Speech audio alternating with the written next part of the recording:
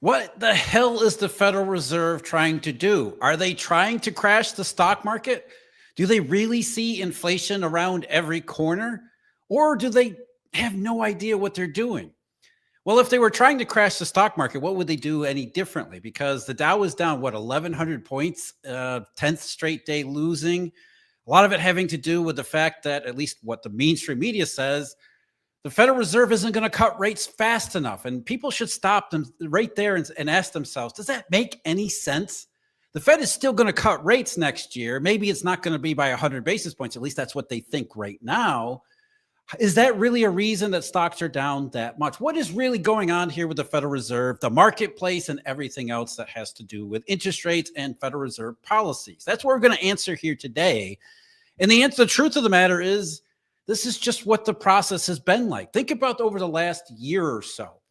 The entire way we've gotten to rate cuts has been it's been a tortuous process, back and forth the entire way. So why would the rate cutting itself suddenly go smoothly? And I think the expectation that it was going to go smoothly is just completely misplaced. And the reason is, as we'll see here, they have no idea what they're doing. Again, think about that process and keep it in your mind. And the reason stocks are down because stocks have gotten way ahead of themselves and we're kind of looking for any excuse to sell. This is not about inflation. What Jay Powell said today at his press conference was they don't know. It's uncertainty that's plaguing the Federal Reserve, which means we're right back where we were, at least where the Fed is, or right back where it was 6 months ago.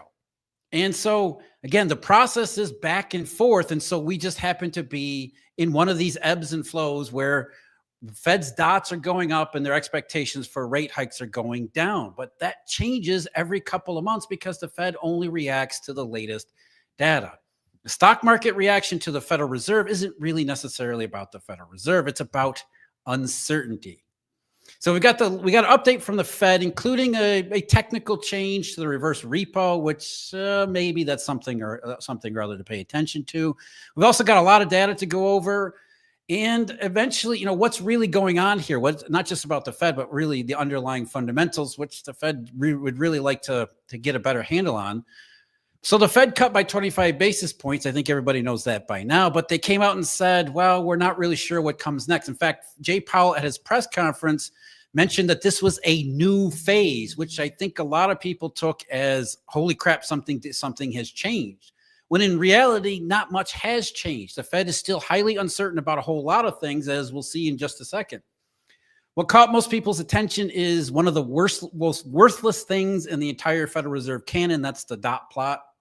As Jim Rickards and I were talking about on our webinar not long ago, in fact, it was last week, people he talks to, including Federal Reserve officials, wish they didn't have the dot plot, but that was part of Ben Bernanke's plot to make the Fed more transparent. Now they regret it.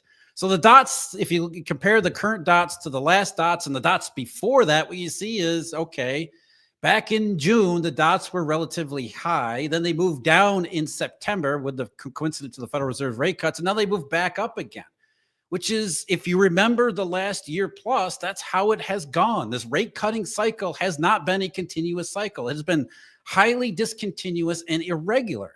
Every time the CPI comes out, as we'll see, every time it comes out a little bit above where they expected it to be or before where the previous months were, the dots tend to go back higher again. But what you'll notice here, and I don't know if you can see it clearly in the slide, but if you compare the dot plots from the last really 4 or 5 SEPs, which come out every quarter, what you see is that they go back and forth, but over time, throughout that back and forth, they are going lower. So while the dots here in December are higher than they were in September, you'll notice they're lower than they were in June. And that's really the process. While the Fed keeps going back and forth, that creates uncertainty in the market. That's why market rates keep going back and forth. But over time, they're going down in a downward trend. So everybody's focused on the dots going higher, but that's just relative to September, not necessarily the entire context. The other thing that comes out, the Federal Reserve raised their GDP and consumer price estimates for this year, not so much next year. They raised their consumer price estimates, as well as lowering their expectation for the unemployment rate. So They got the latest data from all of the various sources and said things look a little bit better than they were looking in the summertime when everything looked like it was really getting dark. But you'll notice that they have zero confidence in any of these projections. And the fan chart you see on the right here, that's a 70% confidence. It's just a 70% confidence interval. What they're basically saying is that GDP in 2025 is likely to be anywhere between 0 and 4%, which is about as unhelpful as it could possibly be. So you understand the degree of uncertainty here because the Fed doesn't have any uncertainty at all. They have no idea what's really going on in the economy. They are simply reacting to the last data point. And if the last data point for consumer prices like the CPI is more uncomfortable for them than not, then they're going to raise the dots because they don't really know where inflation is coming from. And that degree of uncertainty is what's driving current market positions, whether it be in bonds or, is in the current case, stocks as well. But they really have no idea how the economy is evolving. They're just taking it one monthly data point at a time, which is not how this is supposed to go. And that's not how policy is supposed to evolve. These are supposed to be people who have insight into how an economy works, how inflation happens. And what they're basically saying is, we have no idea. We have no confidence in consumer price because we don't really know where it's coming from. So these are the last people that you should listen to. The SEP and the dots are the last thing that anybody should pay attention to. And the Federal Reserve itself in that fan chart is showing you and saying exactly the same thing. We don't know what's happening here. We have zero clarity. What the Federal Reserve would have preferred is if the U.S. economy had experienced a recession at the end of last year, the early part of this year, because then they could have said, okay, now we know where consumer prices are. We're confident in consumer prices. So now we're going to cut interest rates and we'll all be happy because there's no ambiguity, at least as far as the Federal Reserve is concerned. But there really isn't ambiguity. I mentioned the technical note that came out today. The Federal Reserve lowered the federal funds range by 25 basis points, but they lowered the reverse repo floor by 30 basis points. And that's a technical matter that relates to the level of bank reserves and the fact that the Fed would like there to be zero in the reverse repo program because they're attempting to normalize their policies after the last 4 years. And so any remaining balance in the reverse repo is to the Fed, it shouldn't be there. So by reducing the reverse repo rate down to the lower bound of the federal funds, what they're basically saying is we're not going to give you any additional return to hold funds in the reverse repo. So they're trying to discourage use in the reverse repo, even though there's probably going to be some residual there for quite some time. It's just for a lot of money market funds who have excess funds that come in, say like during the end of the day, it's just easier to set up and execute a reverse repo transaction with the Fed than it is to go into the marketplace at a late date. So they may not be able to drain the reverse repo entirely, but they're attempting to do so by lowering the federal funds or by lowering the reverse repo rate down to the lower end of the federal funds range. So people might make too much out of it. It really shouldn't interpret too much into the fact that the reverse repo rate is going down. They're really just trying to normalize their balance sheet and their operations because that's what the Federal Reserve is trying to portray. In so many ways, it's the same thing. As you can see over the last couple months or last couple weeks, really maybe last couple months, 6 weeks or so, the reverse repo balance has been kind of lingering around 100 to 200 billion. So again, I don't think they'll necessarily be able to get it down to zero just because it's technically easier to use it than compared to the rest of the marketplace. But it's something to be aware of. Market reaction in the bond market. So stocks, violent sell-off. And it's funny how the sell-off in the stock market really kind of fed on itself later in the afternoon. So maybe the Federal Reserve was the trigger, but there was a lot of sell orders that were just waiting for stocks to come down anyway.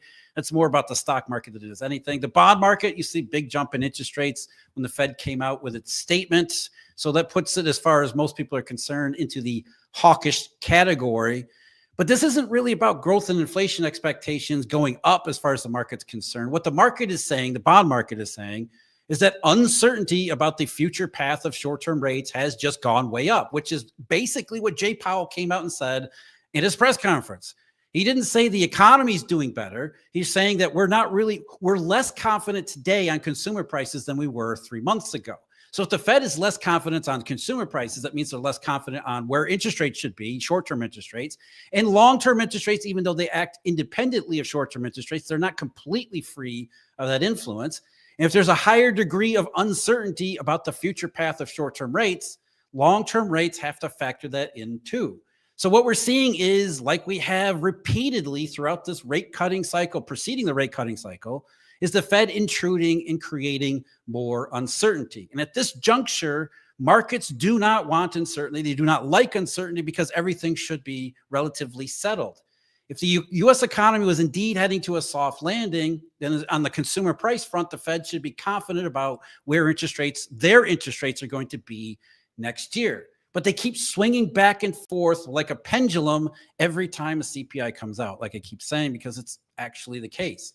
And so when you look at beyond the public and the actual data that we have on both of the Federal Reserve's mandates, consumer prices as well as employment, it's a pretty clear picture, and you can see what the Fed is actually up to. The fact that they have no confidence goes back to the fact they don't really know what they're doing.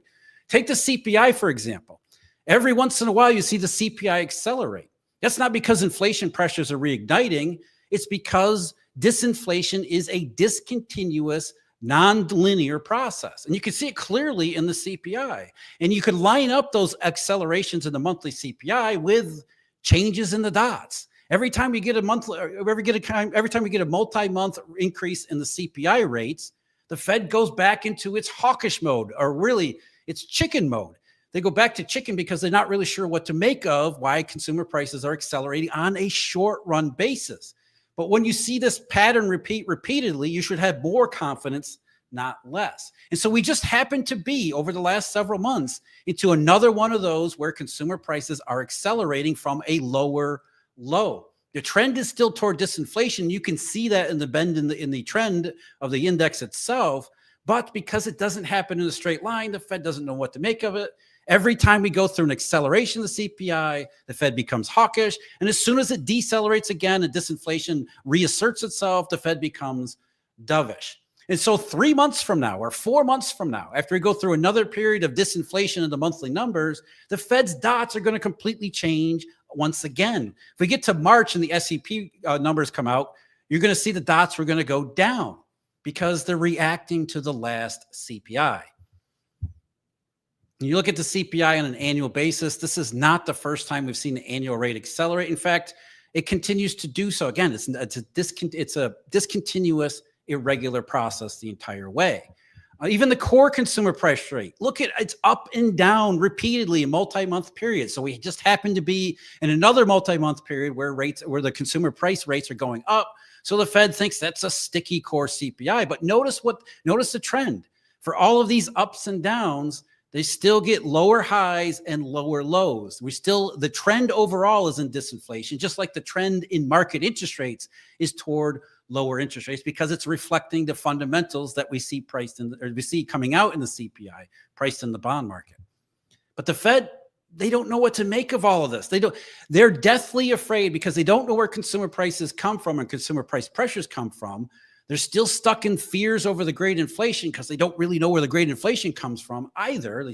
To this day, they don't know. Every time the consumer price rate goes up, they're worried that it could get stuck, that it could stay there.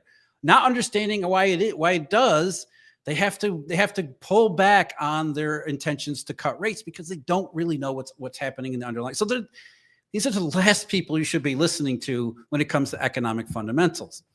Again, consumer price, CPI core rate, the year-over-year change, it looks like it got stuck. It looks like it's not moving, but it's really the disinflation trend in all the details. You can go through all of consumer price rates, less shelter. Very clearly, there's underlying disinflation, but it pops up and down the entire way. It's not in a straight line. There's multi-month periods where it looks like consumer prices are accelerating, but that's just the dynamic nature of the global economy. U.S. economy too. Even insurance costs, which have been a repeated pain in everybody's butt. You can see that there's a clear change in trend in transportation services, which is auto insurance.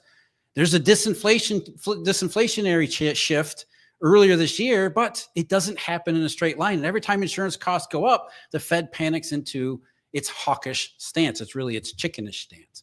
And on and on and on, even to the point where one of the one of the central problems in consumer prices, certainly the measurement of consumer prices, which is the imputation of rent, even that one is disinflationary, but it's being overshadowed by whatever monthly flavor gets the CPI to accelerate aside from rent. Rent, which used to be the biggest problem in the CPI, and it actually was for the November numbers, even that one is disinflating as well.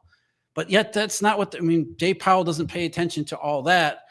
He's more concerned about the headline rate and how that might play into expectations theory. That's what it really comes down to with the Fed. They think if you believe that consumer prices are going to get stuck, you'll actually make consumer prices get stuck, it's as ridiculous as it sounds. The other part of their mandate, which a lot of people get stuck on for the right reasons, and I'm using that pun intended, is employment. The reason they went for the 50, opted for the 50 basis point rate cut in September was because the payroll numbers started to get increasingly worse. But like the CPI, they don't get worse in a straight line fashion. You've got the ups and downs too. And so every time a payroll report comes out where it's a big number, like in September, the September one that came out in early October, the Fed reacts to the latest payroll report instead of thinking that's just a one-off. You can see the ups and downs along the way. The trend is pretty clear otherwise. Instead, they look at it as, well, there are some strong months and some weak months, and they must average out to a resilient economy and labor market when, once again, what matters here is the trend, especially in terms of private payrolls. When you take away the effect of Uncle Sam on everything, hiring has fallen off sharply. Even though there was a rebound in November from October's small negative in private payrolls in November and October, when you average those 2 months together, you get less than 100,000. And so the trend in payrolls, despite the fact that it's not linear and it's not easily observable when you look at the chart, the trend continues to be lower anyway. And that's the reason why the Fed voted for the rate cut in this month to begin with. As Powell said, we're not really confident on inflation, but we're also not confident on employment either. He didn't say the path of short-term rates is going to be less than they thought before. What he meant by saying that there's a new phase for rate cuts is simply that the risks that they're seeing they're substantial on the employment side, though they're not as much as they thought in September, but there's still substantial risk on the employment side, and we don't know what's going on in terms of consumer prices. When everybody outside of the Federal Reserve and economics can see what's going on, the labor market is weakening, just not in a straight line, and disinflation is happening also not in a straight line. When you look around some of the other numbers, remember, as the Fed has admitted, but will not admit how important this is, those establishment survey numbers are by far, they're wildly overstating the payroll strength. I talked about this in a recent video with the QCEW that came out. We actually got more data from the Philadelphia Federal Reserve on this too. The labor market is even weaker than it appears to be in the payroll reports, the establishment survey. Look at the QCEW, that one fell off pretty sharply in June before we even get to the time period in question. And the Fed knows this, which is why they're keeping a close eye on the employment part of their mandate, though they like to focus on inflation because that's the institutional bias that's embedded deep within the institution itself. The household survey is already negative, and the household survey is already substantially negative more recently, but the Fed and economists like to set that one aside because it is not as statistically smooth as the establishment survey is, even though the QCEW, which is the big one in which everything should be based on, is starting to look more like the household survey than not, which has to unnerve Jay Powell to quite an extent, and the rest of the FOMC too. What came out just last week was the Philadelphia branch of the Federal Reserve's estimates of what the benchmark changes in the state level establishment survey numbers will be. And I know that's a lot to take in all at once, but basically they're saying, we know that the establishment survey payroll numbers are overstated. We can look at that in a couple different ways, including adding up all of the 50 state versions of the establishment survey, which the BLS says you're not supposed to do. The establishment survey itself is not a sum of all the 50 states, but you can do that as the Philadelphia Fed does, as a rough guide to how overstated payrolls might actually be. And what Philly came up with is that up to around September, the state level numbers are overstated by almost 1 million jobs. So it's just another data point, even though you can't depend upon it 100%, it's another one that strongly implies the labor market is substantially weaker than it appears to be. And again, this is something the Federal Reserve knows. And So when you look at the trend in the household survey and the Philadelphia Fed's estimates for what the state level establishment survey would be, like I said, it's starting to look more like the household survey than it does the establishment survey that we have. So another data point that strongly points to a much weaker employment situation than is commonly appreciated. And that's one of the things that's driving the degree of uncertainty, because the Fed, if it wasn't for this data, would actually be saying we're not going to cut rates at all. Though the reason why the Fed is even considering cutting rates to however many they're anticipating right now next year is because of what you see here on the screen. They realize that the labor market situation is, in their view, as uncertain as consumer prices, as I said before. And it's more than uncertain, though, when you actually start to dig into the details.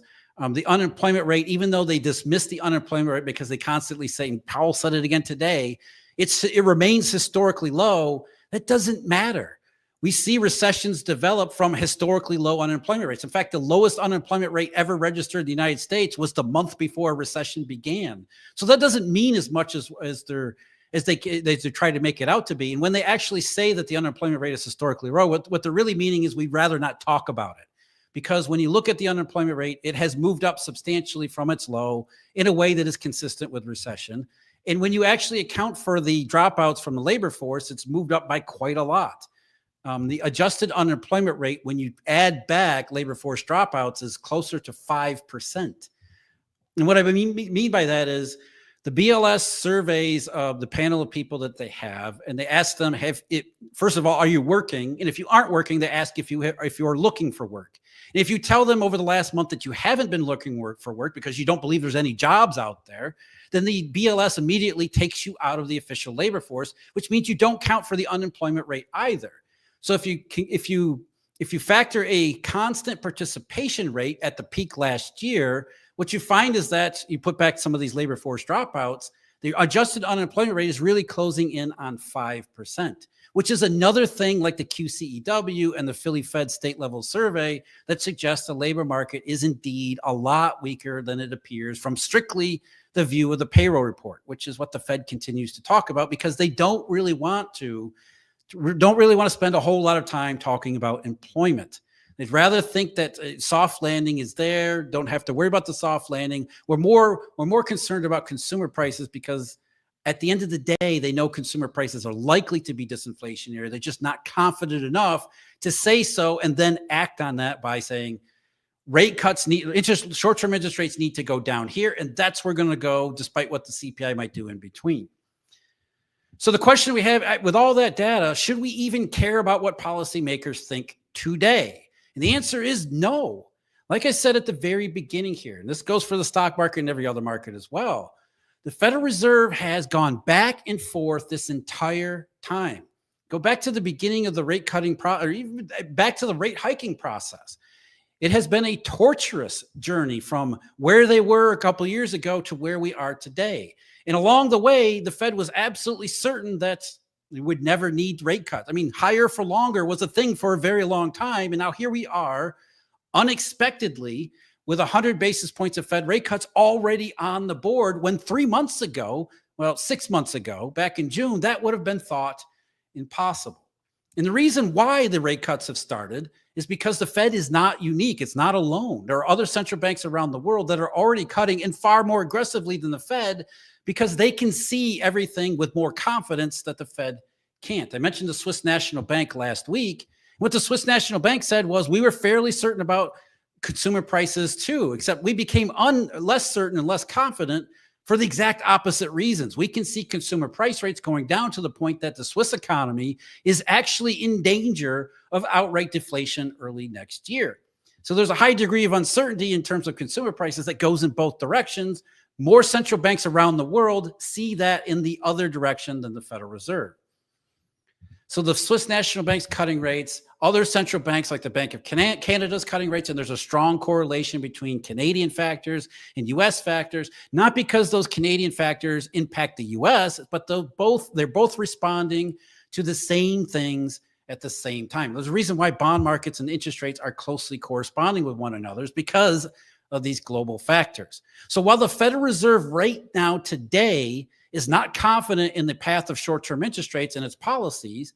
What we're saying is that other central banks are, and more likely than not, because we've already seen this happen, that the Federal Reserve will become confident down the road. Once the next CPI comes out disinflationary and the payroll report, the next time the unemployment rate goes up at the same time the CPI goes down, you better believe the dots are going to go down in the same way, because the Fed doesn't know what's happening except to respond to each data point as it comes out.